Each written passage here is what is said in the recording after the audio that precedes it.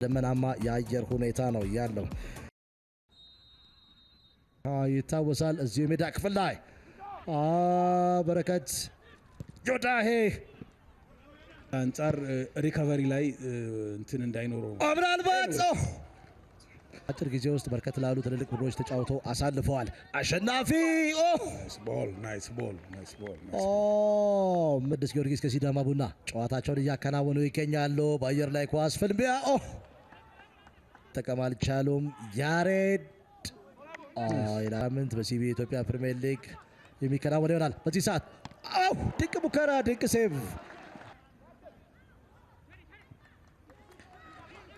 ቸርነት ጉግሳ ጥሩ ዴሊቨሪ ግን ኳሱ ላይ መድረስ አልቻለም። ምናልባት አቤል በፍጹም ቅጣት ምት ክልል ውስጥ ገብቷል። ወርቃማ ድል ተጫዋች መጫወት ካለበት ወደፊት ኢትዮ ኤሌክትሪክ የመጀመሪያ ጎል ፍለጋ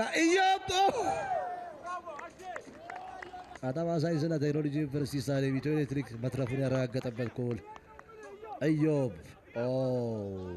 ምናልባት አንድ እርምጃ አሁን ከመታበት ቦታ ወደ ኋላ ሆኖ ቢመታ ጎል ሊቆጠር ይችል ነበር። ዋው ኳሱ የሄደበት መንገድ ለግብ ጠባቂው እጅግ በጣም ታቦሸዋልም። ሌላ ቴክኒክ ያሬድ በኩል በሰዓት ከግራ መስመር አቅጣጫ የተነሳ ኳስ ነው። አብታሙ ሸዋልም ጥሩ ቴክኒክ ነበር። ያሬድ የማለ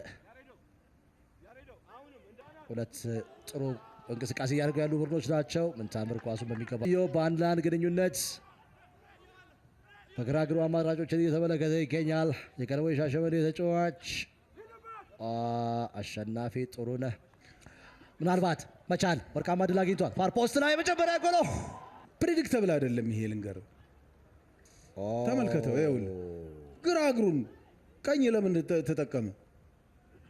ቻላቸው መንበሩ እጅግ በጣም ጥሩ ቴክኒክ በሁለት እግራቸው ስለመጠቀም ማሰብ አለባቸው ተጫዋቾቻችን። በረከት ጎል የማስቆጠር ችግር የለበትም፣ ግን በማሰልጠን ይታወቃሉ። ምናልባት ሀሰን ሁሴን ዮዳሄ ምናልባት ነበር ሐዋሳ ከነማ ላይ ጥሩ ቴክኒክ ነበረ። ቸርነት ጉግሳ ወደኋላ የመለሰውን ኳስ ዮዳሄ ይሄ ልጅ ዮዳሄ ነው ያልነው አይደል? በመጀመሪያው 45 ላይ ብዙ ሰው ያላስተዋለ የሱ ልጅ ተጫዋች እንደሆነ ይታወቃል። ሀብታሙ ሸዋልም ምናልባት allow to bounce in front of you the ball ይሄኛው ሞመንት ማለት ነው። ፊት ለፊት ላይ በፍጹም መንጠር የለበት፣ አንተ ነው መቆጣጠር ያለበት። ከነጠረ ከተጋጣሚ ጋር እኩል ነው ሽሚያ። ቃዶ እጅግ በጣም በቴክኒክ የላቀ ተጫዋች ነው። በኢሳት ስህተትን ፈጽመዋል። ምናልባት ዮሴፍ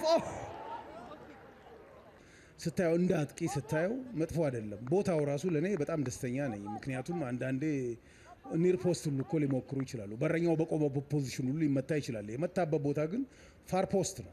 ስለዚህ በውሳኔ አንጻር ትንሽ እንትን የሚፈልገው ምንድነው መገናኛ አሚቼ ሜዳ ይሄንን መርሳት አይቻልም። ከተከራከረ በሚጣል ኳስ ኦንጎል ሊሆን ይችል ነበረ።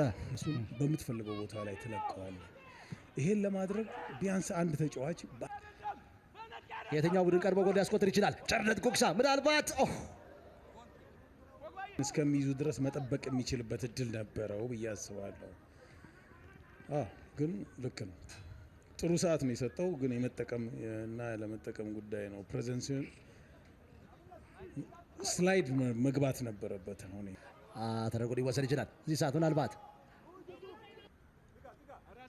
ጥሩ ቴክኒክ ቻላቸው 5 ለ6 ካላረከው መሐመድ አበራ በመስመሮች መካከል መሐመድ ምን ያደርገው ይችላል? መሐመድ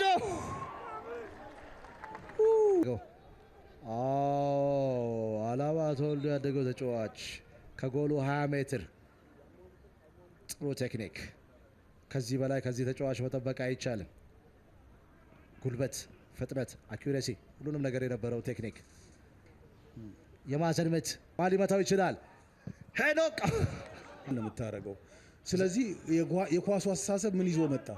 ኳስን ከርል ያቅላሉ ተብሎ ይጠበቃል። አብነት ተስፋዬ ከጨዋታ ውጪ ካልሆነ ሀሰን ሁሴን ኢትዮ ኤሌክትሪክ ወርቃማ ድል አግኝቷል። ሀሰን ምን ሊያደርገው ይችላል? ምናልባት በፍቃዱ የማሸነፊያ ጎል ፍለጋ አብዱል መጂድ ዮዳሄ ቢኒያም በቀለ አቡበከር